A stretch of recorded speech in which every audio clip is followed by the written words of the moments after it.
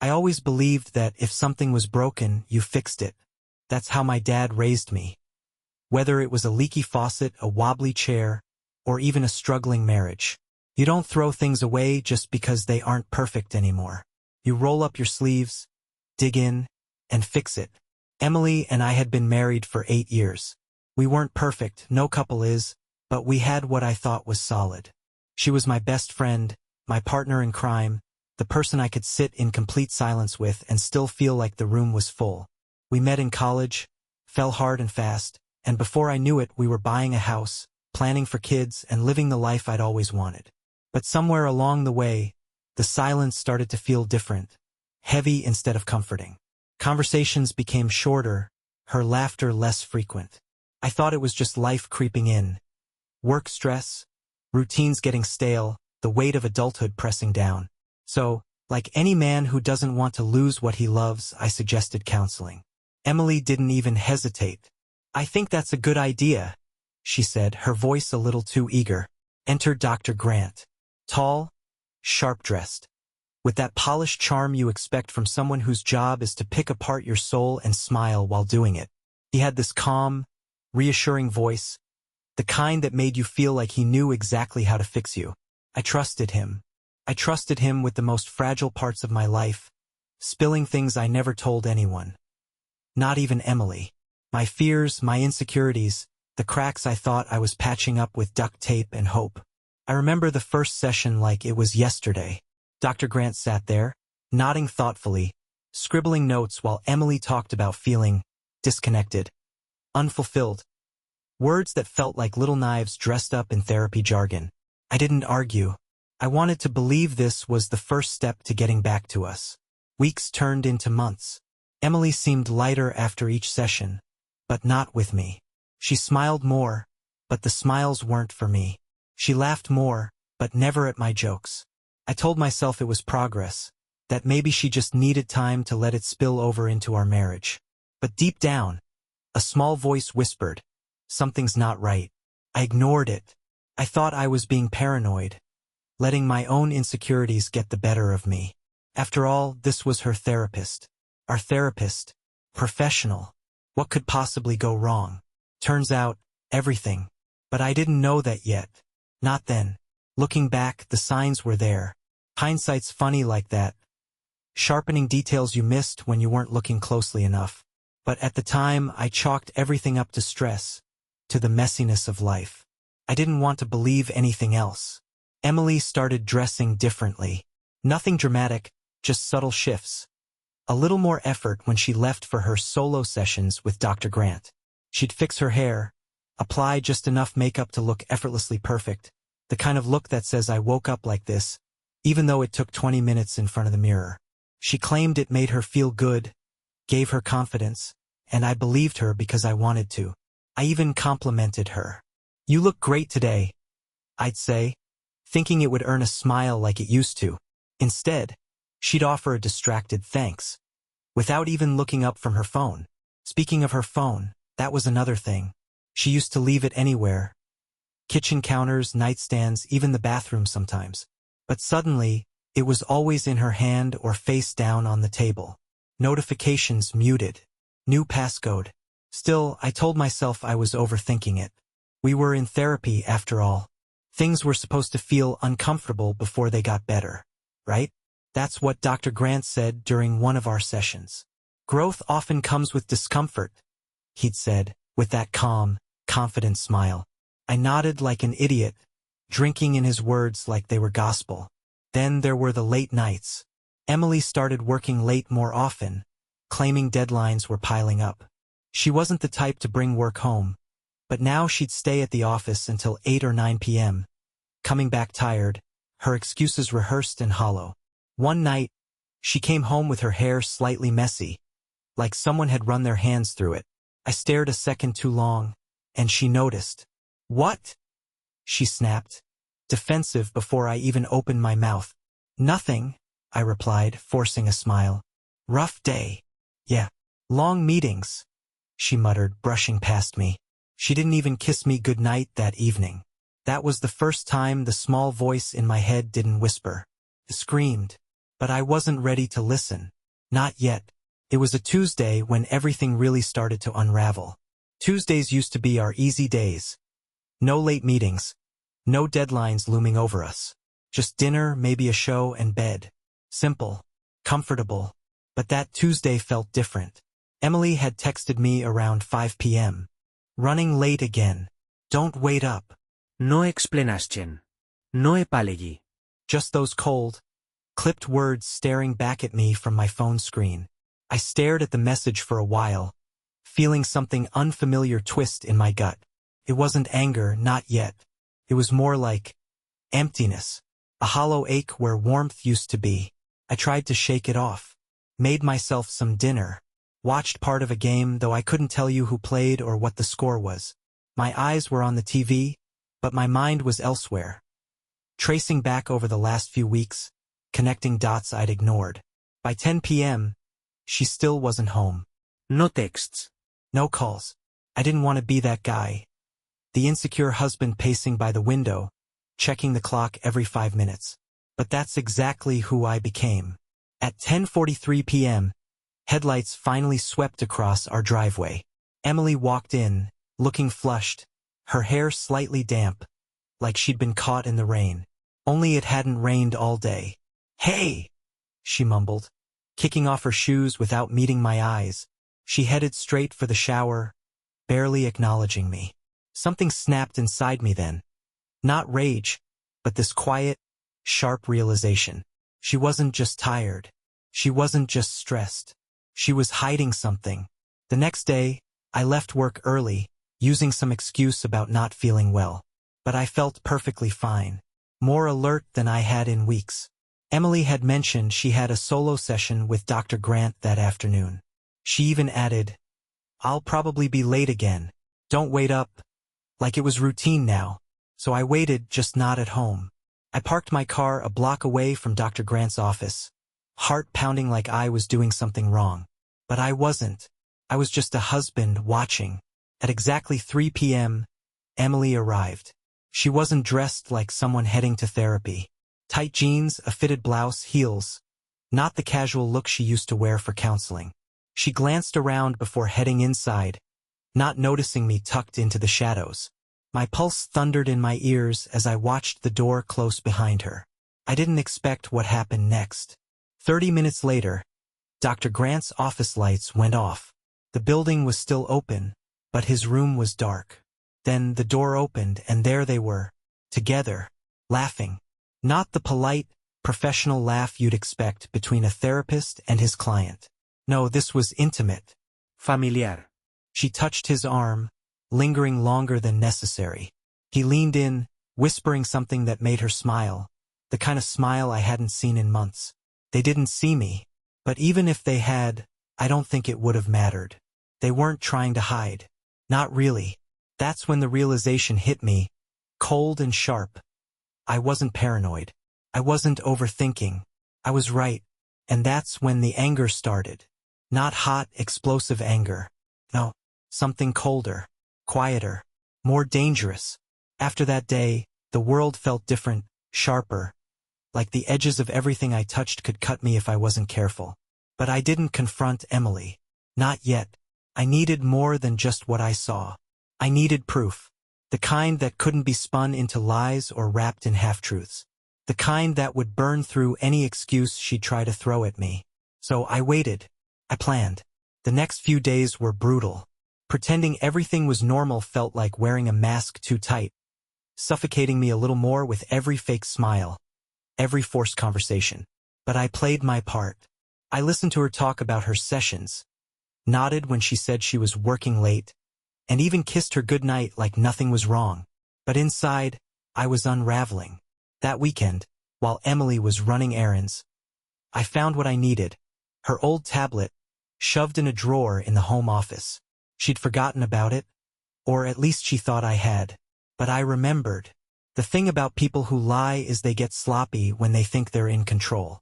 Emily had been careful with her phone, but the tablet? She hadn't logged out of anything. Not her email. Not her messages.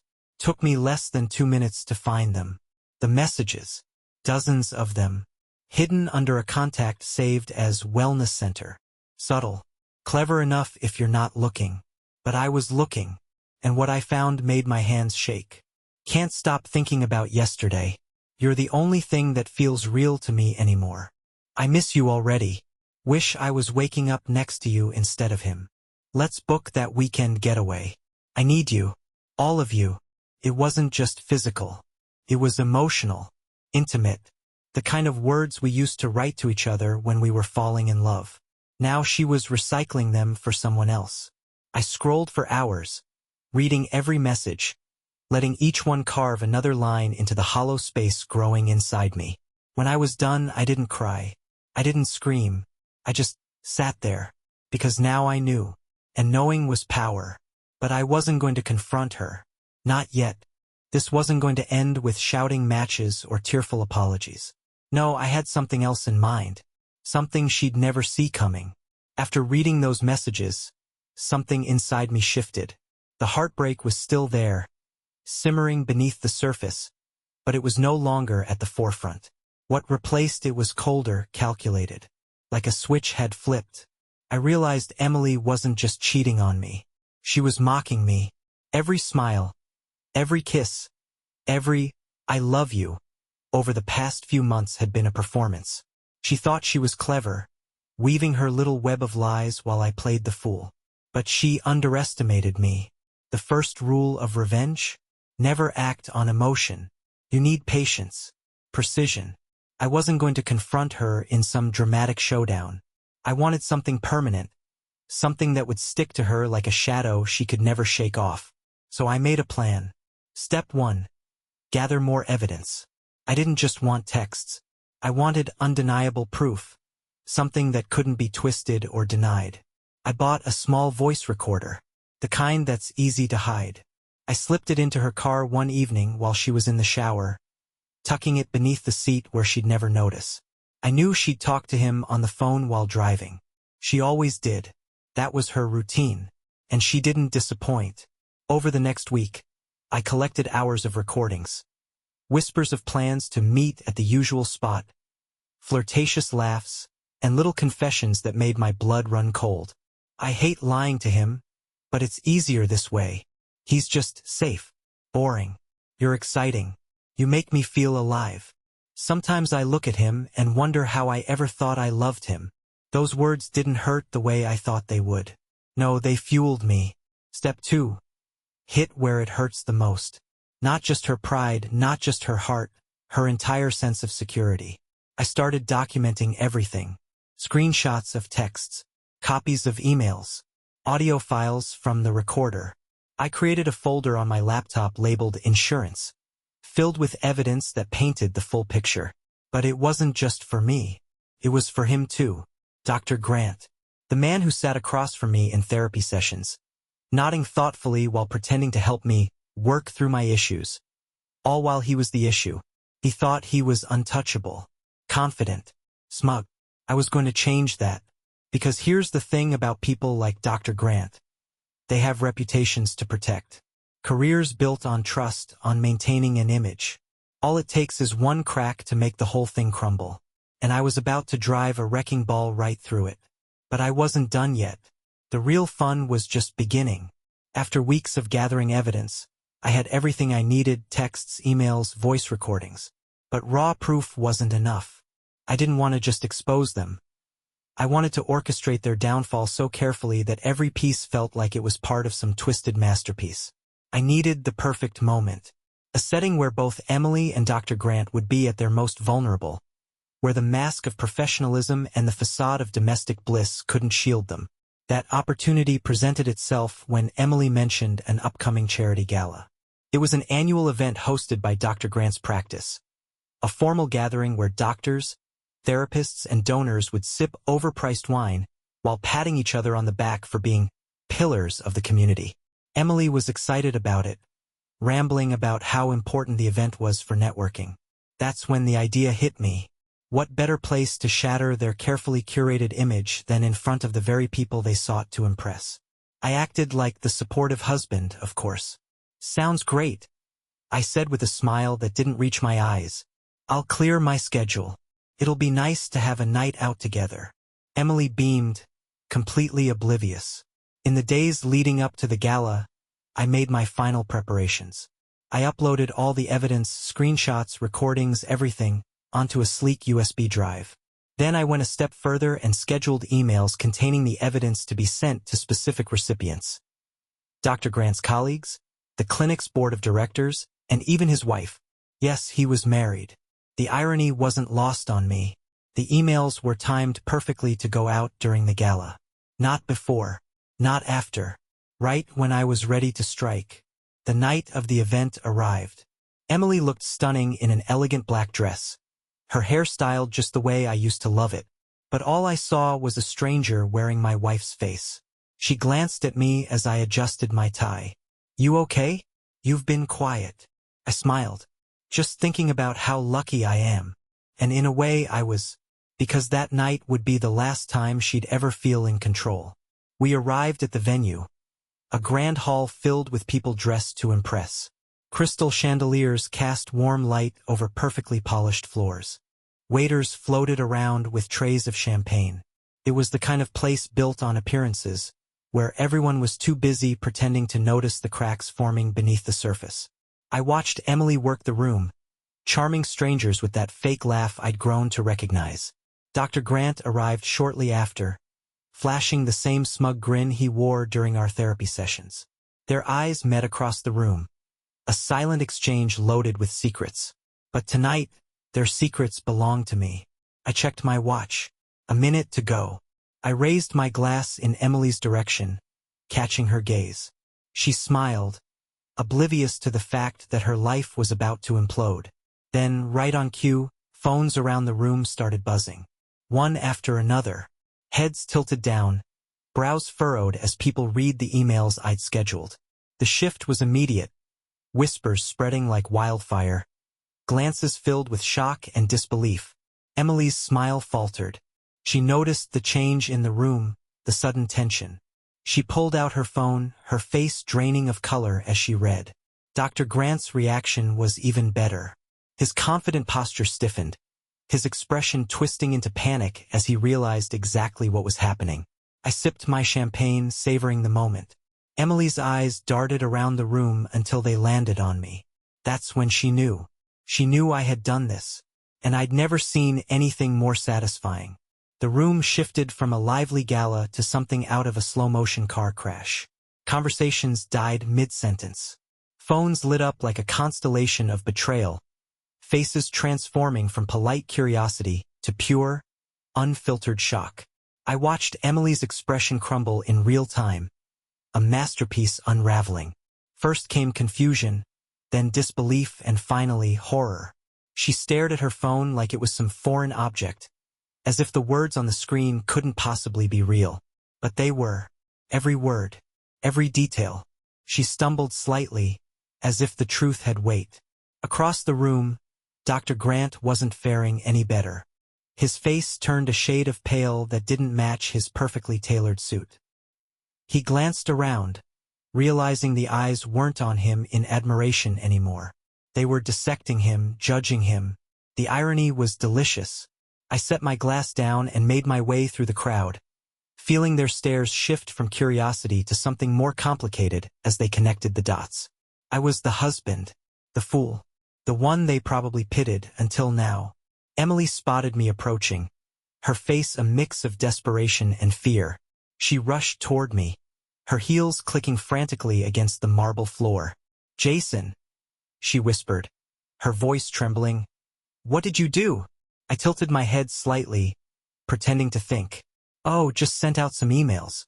Shared some enlightening conversations." Her eyes darted around the room, taking in the damage.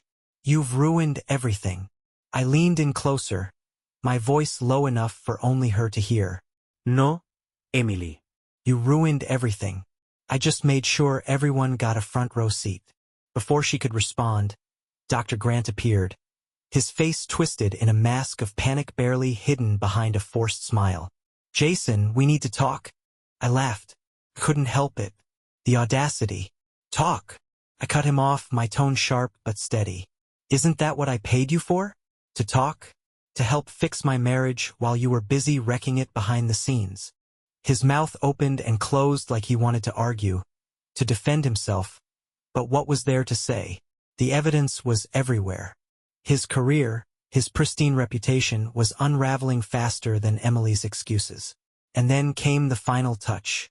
I pulled out a small envelope from my jacket pocket and handed it to Dr. Grant. He looked confused but opened it anyway, pulling out the neatly folded piece of paper. His face drained completely when he saw it. A formal complaint addressed to the state licensing board. Signed, sealed, ready to go. Thought I'd save you the trouble, I said with a smile. Consider it my parting gift. Emily's breath hitched, her eyes glossy with the realization that this wasn't just about the affair anymore. I hadn't just exposed them, I dismantled them. I hope it was worth it, I added quietly, stepping back, leaving them standing there. Two people stripped of their illusions, exposed in front of everyone they tried so hard to impress. And as I walked out of that room, I didn't feel like the victim. I felt victorious. Walking out of that hall felt like stepping into another world. The crisp night air hit me, cool and clean, a sharp contrast to the suffocating tension I'd left behind. My heart wasn't racing like I thought it would be. There was no adrenaline surge, no shaky hands, just peace. It was the first time in months I felt like I could breathe. I didn't look back. I didn't need to. I knew what I'd left behind. Two people drowning in the wreckage of their own choices, gasping for dignity in a room full of witnesses. Their reputations were shredded, their secrets laid bare, exactly as I'd planned. I drove home in silence, no music, no distractions. Just the quiet hum of the engine and the distant echo of everything that had unraveled. I thought I'd feel triumphant, maybe even a little smug, but what I felt was emptier than I expected. Like the anger had been a fire keeping me warm, and now that it was gone, all that remained were ashes. When I got home, I poured myself a drink, just one, and sat at the kitchen table. The same table where Emily and I had shared countless dinners, conversations, and, apparently, lies. My phone buzzed. I didn't even have to look to know it was her. Emily, Jason, please. We need to talk. Emily, I'm sorry. I swear I didn't mean for it to happen like this. Emily, can we just talk? Please. I stared at the messages, the screen glowing in the dim light. Then I turned the phone off. What was there to talk about? The truth had already been spoken. In emails, in recordings, in every little lie they thought they'd gotten away with. Words didn't mean anything anymore. The next few days were quiet. No more calls. No more texts. Just the hum of life moving on without her. Until the letter arrived. I found it in the mailbox, tucked between bills and junk mail. No return address, but the handwriting was familiar, slanted, precise. Emily's. I almost threw it away. Almost. But curiosity has a way of sneaking in. I opened it. Jason, I don't know how to start this because I don't know what to say that could ever make a difference. I know you hate me. I know I deserve it. I never meant to hurt you, not like this. I was lost, and I thought I needed something more. But all I did was destroy the only thing that ever truly mattered to me. I keep thinking about us, about who we were before everything fell apart. I miss that.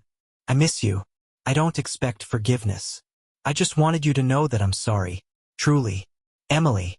I read it twice, then a third time, not because I believed it, but because it was proof of something I already knew. She regretted getting caught, not what she'd done. I folded the letter neatly and set it on the counter. Then I lit a match.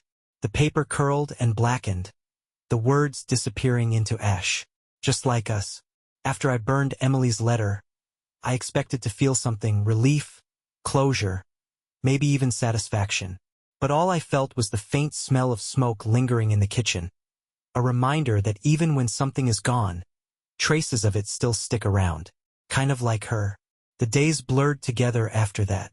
Work was my refuge, a place where I could focus on tangible problems, broken things I could actually fix. Unlike my marriage. Unlike the mess I'd left behind.